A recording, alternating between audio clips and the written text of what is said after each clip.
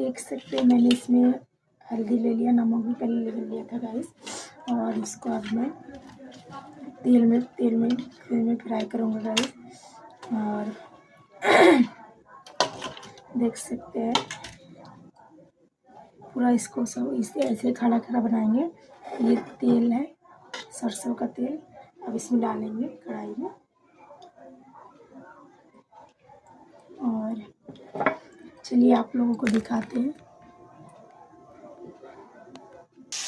देख सकते हैं मेरे छोटे से कढ़ाई में देख सकते डाल दिया और बनाए थोड़ा सा ही बनाएंगे, क्योंकि मैंने दोपहर को भी मछली बनाया है, तो इसलिए मैं ज़्यादा नहीं बनाऊंगी। मेरे पति को खाने का मन कर रहा था, इसलिए मैं बना दूँगी।